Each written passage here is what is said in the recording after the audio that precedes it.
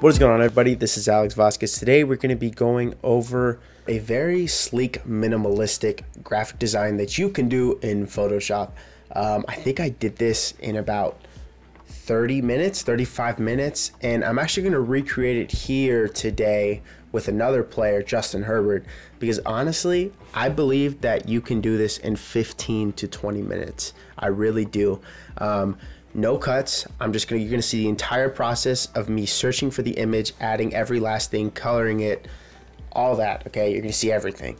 All right, this is the Jamar Chase version I did. I just did this project last week, maybe a week and a half ago, so it's pretty fresh.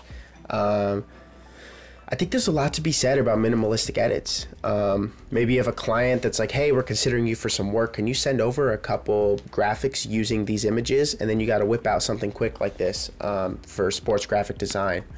You know, maybe you just need some more portfolio work. You can do this in under half an hour easily. Like I said, I think you can do it in 15, maybe 20. But we'll see today. We're going to use Justin Herbert.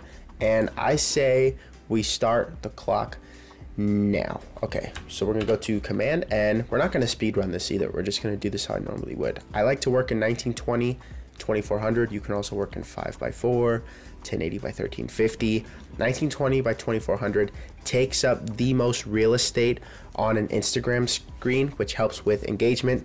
They see your post for longer. Just something cool to know. I want to apologize ahead of time, by the way. My keyboard is loud. I have blue switches. Low-key regretting it. But here we go. Okay, we're gonna go to Google. We're gonna look for Justin Herbert. I did not spell that right. Justin Herbert. We're gonna look for some images here. One thing I recommend doing is go into Tools, go into Large so that you can find the largest images possible. You always want to be working with high quality images. We're looking for an action shot here that shows his full body. Ooh, this one's not bad. Maybe if you see one where he's throwing though, since he is a quarterback. This one's also not bad. A lot of good emotion there. This one's cool. Here we go. Perfect. This is what we need. Command T to transform. You can just drag and drop into Photoshop, by the way, which is very cool. Command T to transform. Go here to your object selection tool. It might look like the quick selection tool. Object selection tool right here. If you right click, you can select that. Hopefully this is a clean object select. If not, we're gonna have to go into it. Not bad actually. Okay, we're gonna shift and drag to add to our selection, and we're going to alt and drag to subtract our selection. Hopefully it'll let us there. Sweet. Go away. Oh man. Perfect. Okay, I would use the pen tool maybe if this was client work, but it's not, so this is our mask. Perfect. Oh, there's some ugly stuff going on here. We have some artifacts that are left over. Alt and hold down to erase, and that'll leave you pretty solid. You can even bring back some areas if you want. Like I said, client work, you're probably going to be going over this. God, and I missed a spot again. Ridiculous. All right. Okay, we should be good now. Now let's add some text. I'm gonna hide that for now just because we don't really need it. Let's get a text box going. The font I use for the Jamar Chase one is called Druck. It's right here. Oh, it's right there. So that's what it's called, Druck. We'll type in Justin Herbert, or just the Justin, because we'll separate this into two. Oh my God, is my computer lagging? Okay. Justin there. We'll go to Druck. Druck is an expensive font, full disclosure. It's gonna run you a couple $100.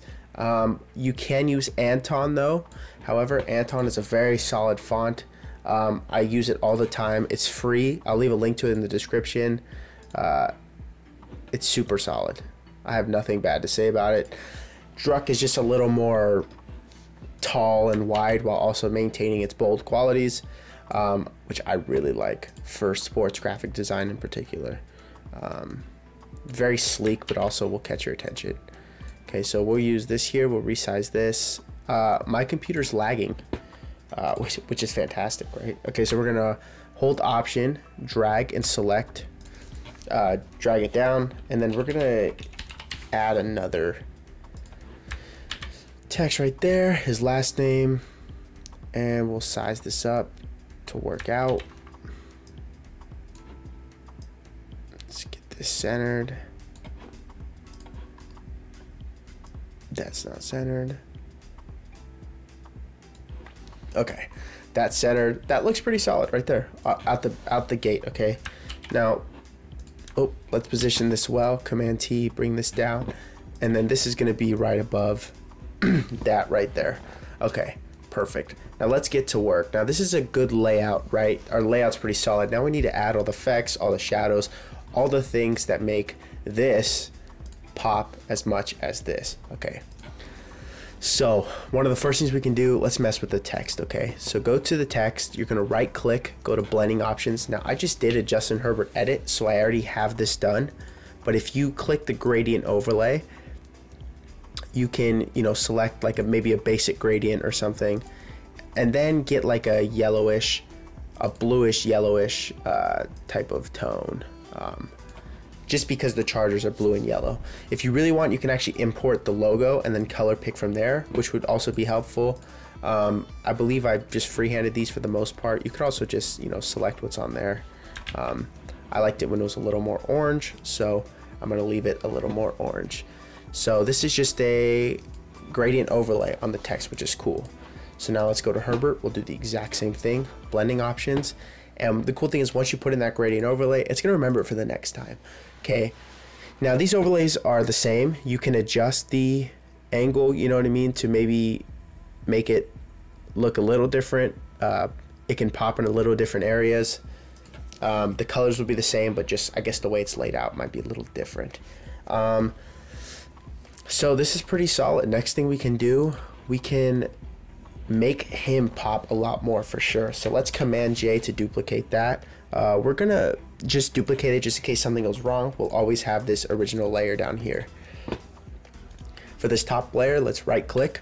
We'll convert that to a smart object. We'll go all the way up here to filter. I believe the screen record cuts it off, which is unfortunate, but go up here to filter, camera raw, and making that layer a smart object is essential because instead of baking the edits into the actual photo, it'll leave it as a toggle and detoggle type of thing. So, you know, there are effects that are applied to the thing separately rather than like baked into the photo in case you need to make changes down the road. So now that we're in camera raw filter, up your texture, up your clarity. These are pretty basic edits a lot of people like to do. You can mess with dehaze. I tend to stay away, but I would always encourage to see what everything kind of does. Another cool way to make a pop, you can decrease your highlights, increase your shadows, just kind of unique, I guess. Some people like to go into the color mixer, go over to saturation, and your oranges and reds are usually going to be your skin tones. People like to drop those and maybe, you know what I mean, kind of make the skin black and white or vice versa. I like to drop mine a little, but for the most part, I do not really touch that. You can go to detail, up the noise reduction if you want it to be more smooth. A lot of cool different things you can do. We'll kind of leave this as it is, and you can already see a before and after. It's looking pretty solid. Oh, computer did not like when I did that. Okay. Next thing we can do, one thing we can do to make this pop even more, go to select up here, color range, and instead of sampled colors, it'll bring this as default. Go to highlights, and you see it's going to select all the highlights in your image. Now it's going to select them in the entire image. So what I would do, I would hold Option, Command, up arrow, and that's going to isolate just this arrow, or just this layer, I'm sorry. Now you go here to this little half tone right here, solid color, and since highlights are whites and shadows are blacks, you're going to add a white solid color layer there. And now you're thinking like, what the heck? This looks really dramatic. Yeah, it does. Okay, but just drop the opacity to maybe 20, 15, 20%, 19%, whatever you feel like looks good. And then you can see that it makes a big difference there. And we only really want this to affect our Justin Herbert layer. So we'll right click that and create a clipping mask, which is gonna just mask it onto this layer, which is good. Now let's do the same thing. We just did the shadows. We probably wanted, or we just did the highlights. We probably want to do the shadows. So go to shadows. It's going to be the same process. Command Option up arrow. Whoop. What the hell just happened? Oh, did I have the wrong layer selected? Oops. Select color range, shadows. Same thing. Command Option up arrow. Up arrow. And then go to this little halftone solid color. The shadows are blacks, so we'll make sure that's a black layer. And we'll bring this again down to maybe 20%. Again, just the full effect is way too strong. And you can see that it does subtly some good stuff, which is great. For organization purposes, we're just gonna make this a group and then title this Justin Herbert. And we'll go ahead and lock this because we don't really need to be moving it around, at least not right now. Okay, perfect. Next thing we can do is let's add some shadows on the feet. Okay, so go right under the layer of Justin Herbert and let's add a layer right here. Now we can go to the brush tool, right click, and you see this thing is cool here. We can flatten it or expand the brush, so it'll be more of like a little an oval when we do that. So let's flatten this since we want to draw some feet shadows. So you can draw something like that. I'm actually going to raise this to, let's say, like 250. Yeah, that's perfect. And we'll flatten this out even more, actually. And we're going to add that little foot shadow right here. You can add a second, whatever. But this pretty much establishes visually that, look, he's on something. He's on the ground. He's on the field. He's on something. He looks more integrated and involved with his environment. You can do the same here. If you want, we're actually going to create a new layer so that when we do that, we decrease the shadow because his it's just kind of like logical, right? His foot's off the ground, so the shadow's not as harsh. And we'll drop the opacity. We'll even add one more layer and do kind of like a full body shadow. Let's see if that's good. Yeah, it's actually a good size. Okay. And so we'll do that. And maybe you think that's too harsh, or, you know, whatever you come to terms with, so maybe you can lighten that up. You might even want to lighten that up even more. Completely up to you. I kind of like the way this looks. Looks solid to me. There's a little bit more you can do to add more depth to this, though, with more shadows, which is cool. By the way, you probably want to be, like, naming these as you go along, but meh, for the sake of time, right? All right, so we'll increase this. We'll expand that right there. We'll increase this, maybe do 2480. So yeah, so we can do that right there. And you'll see what this does is like, okay, looks kind of cool, whatever. Decrease the opacity, and now you're adding more depth to your scene, which is great, okay? Even at 37%, that might be a little too much. So go to 28%, 25%, something like that. And you can see just adds a little more dimension, right? And if you want to as well, what you can do is you can do Command J, Command T, hold Shift so that it rotates in even increments, and then just copy that to the top. You know, maybe you like the way that looks, maybe you don't. We should actually probably move these up. The only thing that should be above these is the Herbert. So, you know, maybe you like that, right? Or maybe you don't. And for the most part, like, this is pretty solid for what we've been doing this for, like, I don't even know, 10 minutes. I can't see when I'm recording, but let's add more text. Let's see, I just did a Justin Herbert edit, so I just know that he had 38 touchdowns on the season. I'm not enough of a football guru to know that off the dome, but I just did an edit. So 38 touchdowns, right? Maybe you want to add his team,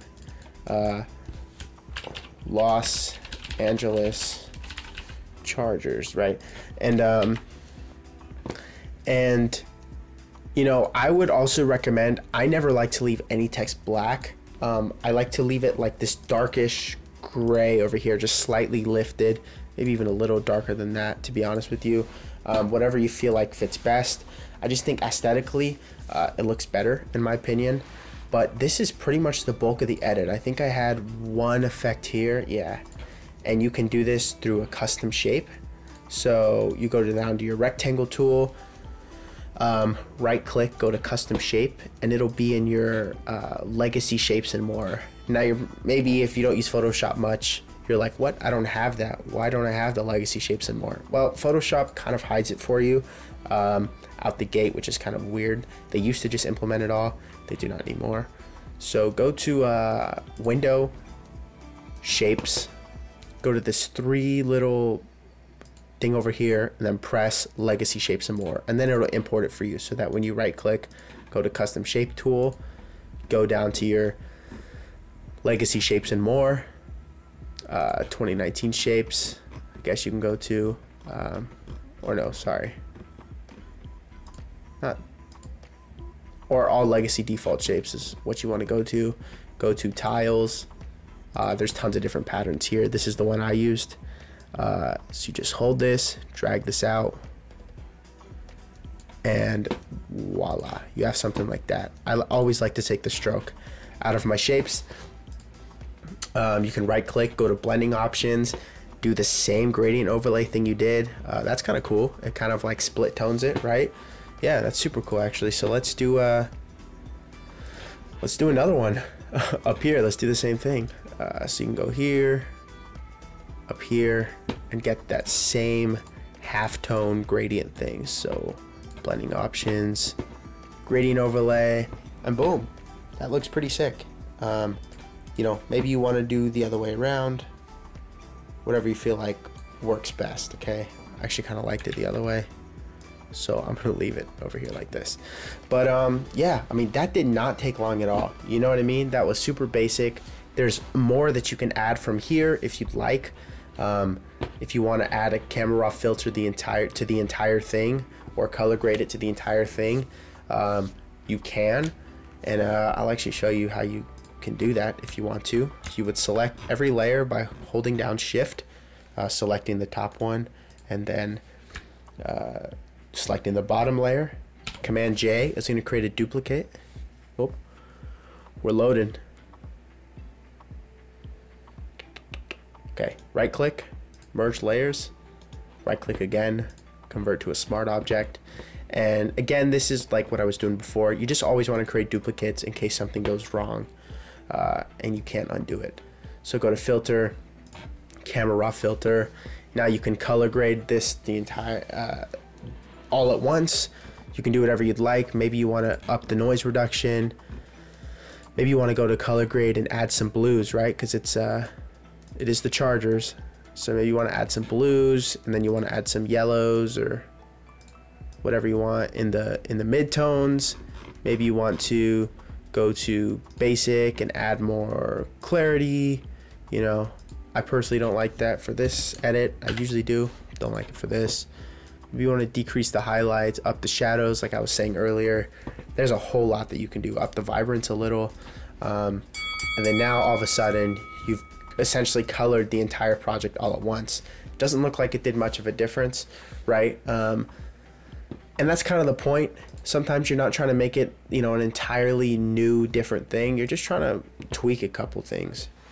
There's a lot of different directions that you can take this, but this is a super basic design, super basic. You can furthermore build on this, or you can kind of be cool with this. I think it's clean. I think it's simple. Again, I will leave the font down below so that you guys can see. It is Anton. It's free if you want to use. It's an alternative to this that I would recommend. There's actually tons of free fonts that I think are great.